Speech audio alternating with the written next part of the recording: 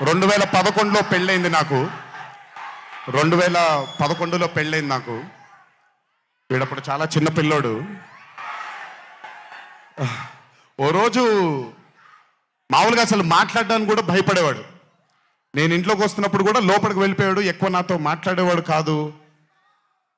So నేను కూడా చాలా ట్రై చేసేవాడిని. వీడేం మాట్లాడేంటి నాతో, వీడు కదా మాట్లాడాలి. వీడు మాట్లాడేవాడు కాదు. వీడు ధైర్యం చేసుకొని మొట్టమొదటిసారి నా దగ్గరకు వచ్చి ధైర్యం చేసుకొని చెప్పిన ఒకే ఒక మాట, బావా నేను యాక్టర్ అవుతానని.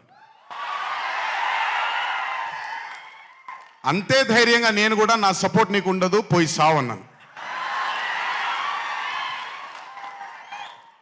అంటే చెప్పాను కానీ బట్ నాకెప్పుడూ ఒక చిన్న భయం ఉండేది. యాక్టింగ్ అంటున్నాడు, సడన్గా ఇంట్లో నుంచి ఒక 4-5 మధ్యలో ఉండే వ్యక్తి ఈరోజు అందరి ముందుకి ఎక్స్పోజ్ అవ్వబోతున్నాడు. ఎలా ఉండబోతుంది తన కెరియర్ అని ఓ భయం ఎప్పుడు ఉండేది నాకు.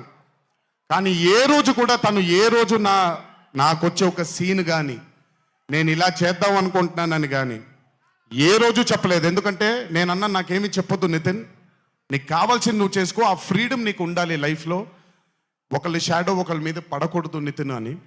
తను ఏ రోజు నన్ను ఎప్పుడు అడగలేదు. ఏది తను చేసుకుంటూ వెళ్ళాడు. ఈరోజు చాలా గర్వంగా ఉంది తను చూసి.